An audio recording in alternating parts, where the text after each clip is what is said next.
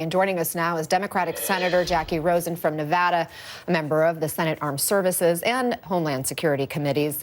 Senator, thanks for taking the time. I know you have seen this unredacted version of the affidavit. What's your reaction to it?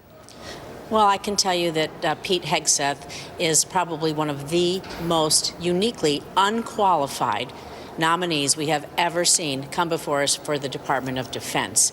I can tell you that I have seen the unredacted version. I have seen all of the data that was available to us on the Armed Services Committee, and it is disturbing. It is a disturbing trend towards abuse of women. Even his own mother talks about his mistreatment of women. There's a lot more than just physical abuse that goes into abuse. I can tell you, anyone who tells their friends or their relatives that they need to hide in a closet and have a safe word to get out, that's showing a pattern of something that probably isn't so good, so nice, or so normal. And the person who leads the Department of Defense, I just want to remind everyone what this job is.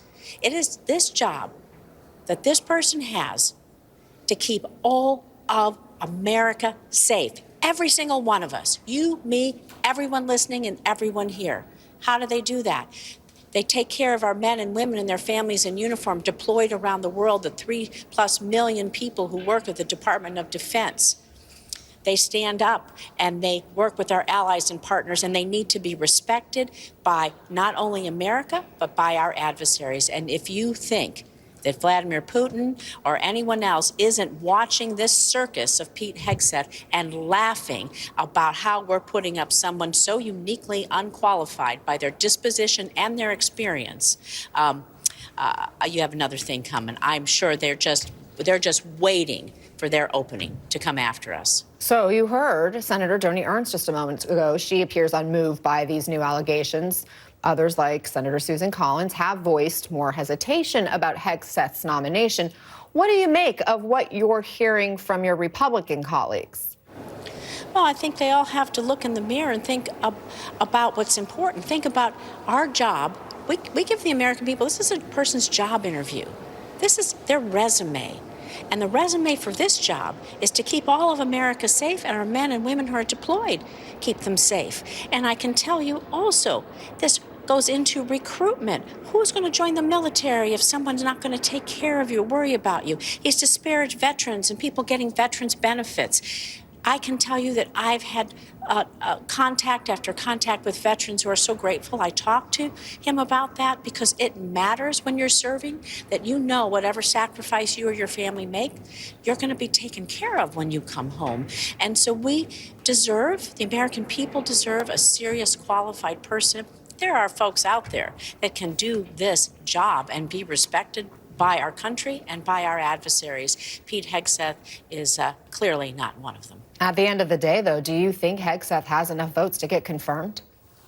Well, I guess we're just going to have to wait and see. As you've reported, there are some Republicans who will do some of their own research, will go to the Armed Services Committee, read some of the reports that are available to all of us in a closed setting, and make the decision that is right for, I would say, not just them, but when they think about the military and when they think about the families back home and what we're protecting, they need to look in the mirror and think about what's right for the American people. Let's pivot to the ongoing controversy surrounding President Trump's pardons for January 6 defendants.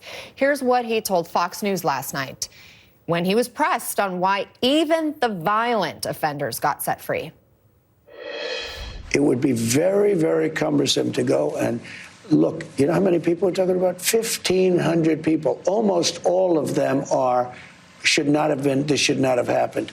And the other thing is this, some of those people with the police, true, but they were very minor incidents, okay? They were very minor incidents, and it was time. Senator, you were there at the Capitol on January 6th. What's your reaction to that defense? Well, first of all, it's shameful. Donald Trump has let violent criminals, hundreds of them, out of jail and out of prison and back on the streets. And he says because it's too cumbersome. Is it too cumbersome for those families who had to go to funerals because they lost their loved one because of what happened on January 6th? You tell that to Officer Sicknick's mother when she buried her son. when they buried their family member. Oh, it's just too cumbersome to worry about. You tell the other officers who were tased, who were injured, who bear the physical scars and the emotional scars. What he did was shameful and wrong. It's not backing the police officers. They're sending these violent criminals out across their country. You've been reporting that they have vowed retribution on people. And so what he did, what President Trump did, even the Fraternal Order of Police is not backing this up. He let loose cop killers. And I don't even have the words to say the shockwave that went through the Capitol Police here, all of whom who did everything they could. They do it again to protect the United States Capitol. I mean, some of these who have been released, as you point out, were convicted, some even pleading guilty to harming police officers that day. The Oath Keepers founder then was just spotted on Capitol Hill yesterday.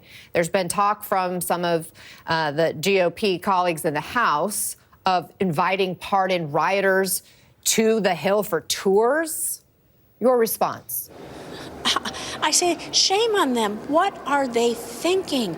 They're going to invite violent insurrectionists here to our Capitol.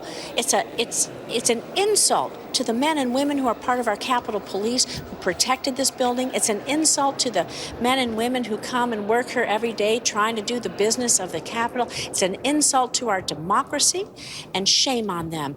They know better. This is all about Trump's revenge. Well, it's going to be revenge on innocent people who don't deserve it. And it is shameful what they're doing. And I can tell you that it has really struck a lot of fear and PTSD in the hearts of the folks who work here, who live with this trauma every single day, but nonetheless still show up to work. Senator Jackie Rosen, thank you very much for joining us. Appreciate your time.